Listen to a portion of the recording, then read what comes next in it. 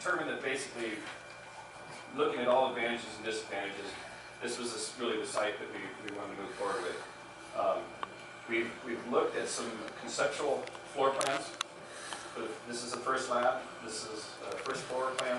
This is the laboratory and some offices for the lab, as well as server rooms, storage areas downstairs of the new facility, and then we have a conceptual floor plan for the upstairs of the facility. This is where we have a new boardroom. We have a general manager's assistant general manager, the board secretary, admin now, analyst.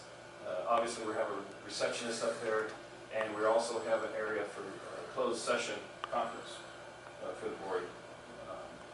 And so this, and you can see how, we're not, obviously we have the ability to kind of rearrange this boardroom a little bit, but this is what we're looking at, as a basic concept of how we move forward. As we get into more detail, we refine this further with input from the staff, committee, and the full board. Using this basis, this facility, this is a concept that we would be looking at from the east. This is the west elevation. We've actually even included the existing facility so you can see how the two buildings kind of match and look adjacent to each other. Then we've got a north elevation of the building. This is from the area down here, and then we've got the south elevation, which would be the main entrance of the building. Looking at these elevations, again, these are preliminary elevations. We've got a ways to go, but this the committee basically said this looks good. Let's kind of move forward with this, present it to the board, and let the board know how we're going to move forward from here. Could you go back just a couple of slides to the elevations?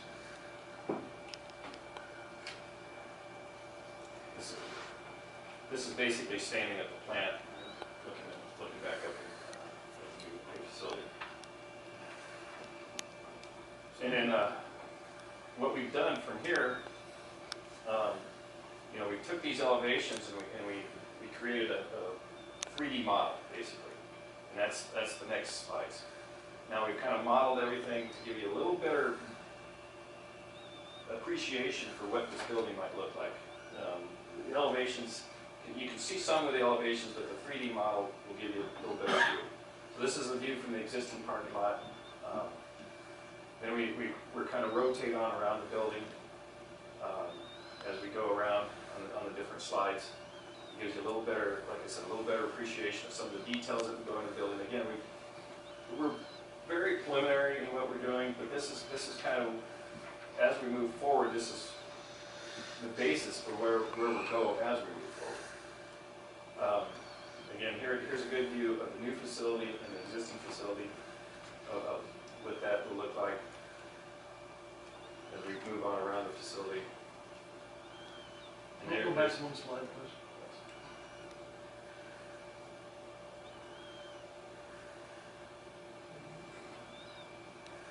And then we have the next slide is kind of an aerial view of it, and the different elements that we've incorporated into the building. I think we've addressed a lot of the issues that we saw immediately. I mean, obviously, as we move forward, the city of Palmdale will also have an opinion on what this building will look like, and so we will need to, they may ask us to do some additional details to the building, add things that make it more aesthetically pleasing in their minds. But I mean, we think we've kind of addressed a lot of things that they normally would ask us for, like the shade structures over the windows. They like to see some kind of shade over all the windows.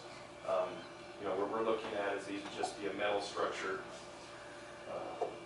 We've incorporated the standing metal seam roof on several elements of the building, created some different slopes and shapes, heights, and so forth to give the building so it's not just one big blank wall, obviously, or so we've added quite a bit to the building to kind of address its appeal. You know, are they gonna talk to us and tell us we've gotta put this facility on a sewer? You know, those type of things may come out, you know, that's the reason we wanna go in with a pre-application. So if they're telling us those things before we make the formal application, we know how to address those items. We know what we need to do to address those items moving forward. Then once we start this process with the city, you know, the formal application with the city, like I said, they will take a look at it. They'll tell us what they like, don't like about the project, and as well as the building. They may tell us they want to put some kind of cornice treatment on the top of the parapet going around. The fire department will look at it and ask, you know, and tell us what we need to do from a fire protection standpoint. Do we have to add any more fire hydrants? You know, we're going to sprinkle the building. What do we have for a source of supply? You know, we have a lot of water on site. We have pumps on site. We have emergency generators on site. But that's the type of information we're having to provide to the fire department to get their acceptance and approval on the project. As we move forward with the city of Palmdale, that will all come out. Then you know, and that process with the city of Palmdale can take anywhere from, you know, once we make the formal submittal, can take anywhere from 3 to 6 months. I don't anticipate a 6-month time frame, but 3 months would probably be a best case scenario of going through the site plan review once we make the actual application with it. And we do have, you know, obviously we have walks where needed. Yeah, We might add some additional hardscaping, as you said. Yeah. Just preliminary, you know, I know it's very preliminary, but that, right now, where it shows some of the handicapped, that's gonna be hard to back out of it right there. That should probably be straightened up on the lower right-hand, you know, corner where it curves around the landscaping. And otherwise, people are gonna be driving over that. That's a pretty long backup right there. And these are just comments. And some of the pictures, the landscaping comes out about the end of the parking. Those are pains when you try to turn right there. You're hitting that corner with a curb right there. Right. So maybe they should be shortened up. I'm looking at that. Well, and that's one thing. The city of Palmdale does have a requirement that any kind of landscape figures adjacent to parking stalls be 3 feet shorter than the stall itself. Okay, that makes sense. Yeah, that's a standard. So, you know, we haven't got to the point where we really got into too many details on this at this point. At this point we're really kind of focused on the building. What do we want the building to look like? Yeah, I was in that Paris building over here the other day, and it's 100% solar. Have you seen those? They're solar tubes. Yeah, solar tubes. Yeah, solar tubes. They've got a little dome on the top that collects the light, and then there's a reflective material on the inside of these tubes. They can do all sorts of things. They can route these tubes all over a building. They do not have to be a straight shot. It just collects the light, reflects it on down, and then on the inside you have a diffuser where you can get different types of diffusers. You can get a clear diffuser, which actually gets kind of bright. They suggest more of a frosted type diffuser with these solar tubes to make it. You know, and they also, you can supplement those with a light inside the tube. You can put an actual light inside the tube. So during the day, you actually get sunlight. At night, when the sun goes down, you still get light as the light comes on. So you can actually supplement your lighting throughout the building using the solar tubes for both day and night. I think we should consider that. That's just. And you know, typically what we're looking for is areas within a building that could be dark. You know, hallways. You know, because if you've got a window in a room, that's one thing. You know, you've got that natural light. But in hallways, things like that, that's where we look to put these solar tubes in, because that gives you natural lighting in there instead of just all artificial lighting. You know, that's something we definitely could look at inside the building is supplementing the. I couldn't believe those were on the lights. Yeah. Cindy? Bill, as we kind of go around, see these elements here. These are above the stairwells. Okay. And we slope those instead of making those flat and just having all this interior volume above your stairwell. We slope those so that we can get this roof element in there, which has a pitch similar to the existing facility here.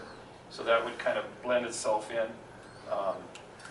You know, and then the front, above the front here, what we're looking at is the one area there is covered with the standing seam metal, And then we've also brought out a trellis, an open trellis a little further out in front of the entry area there, and that trellis will also blend in with the wrong way, with the shades over the windows.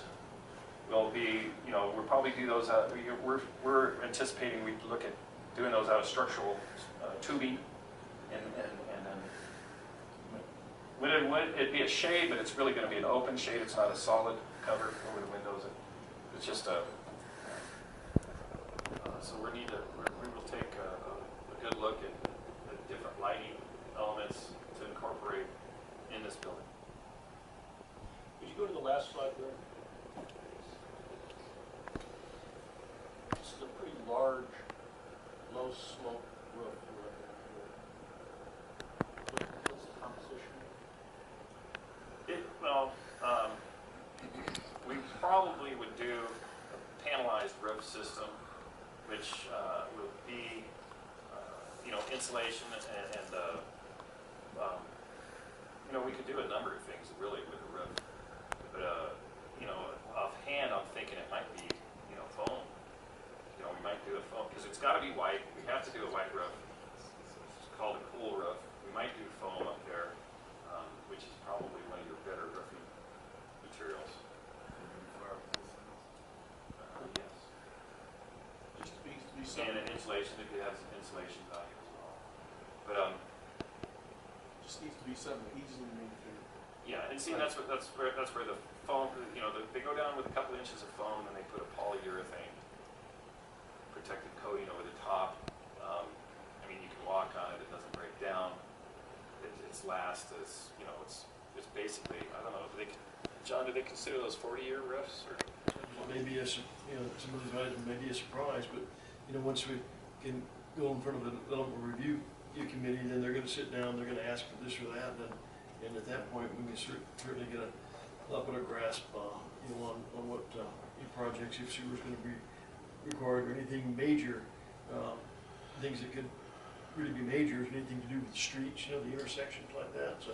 Traffic signalization, are they going to ask you to signalize that intersection down there because of additional traffic? We pretty much know what's going to happen here, but it's the unknowns. Yeah, the unknowns is all offsite. Offsite and the sewer, so. I'm sorry for the board, San Luis is down a little bit, it's 43% historical average. I mentioned the Oroville River valve, and the river valve is at the bottom of Oroville Dam, and they've had some problems with it, and it's going to take a couple of years to get it repaired.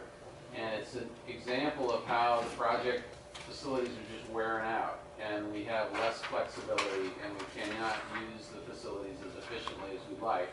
This one in particular is we don't have the ability to open that. Well, they're afraid if they open that river valve that they won't be able to shut it.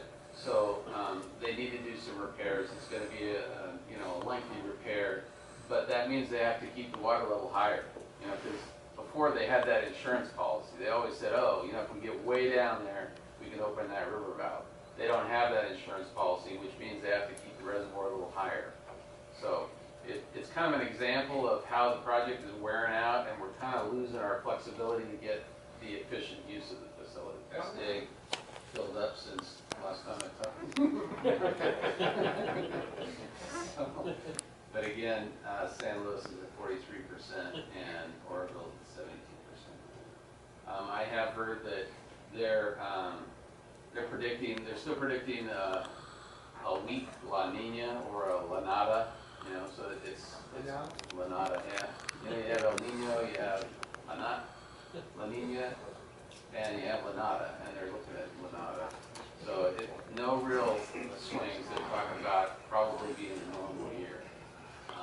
Still working on getting ponds and having a tractor out there to get levees put up and so forth. We got a plan for that. We have an agreement for water banking facilities with the AV water storage. We had a committee and we put that agreement together. It took us 2 years to put that agreement, kind of share facilities. They're asking for some revisions to that. we're gonna talk to them on a staff level and maybe have you appoint a committee to kind of work with us on the policy level when we get a little further down the road. But they talked to us about their vision of how to get water back to the active element. Which for AVEK, that would be kind of an eye popper, because we're the third largest, you know, so that means we would pay that percentage and we would have that benefit from the active. Now what they said with that is that if they do that option, that contractors that participate, let's say AVEK is okay, we have to pay a large number, we have the flexibility to sell that water to other contractors, or, you know, that it gives you kind of an opportunity to market your water a little more. I don't know if that's going to be something that's going to work for AVEK or not. But that's only if it's available.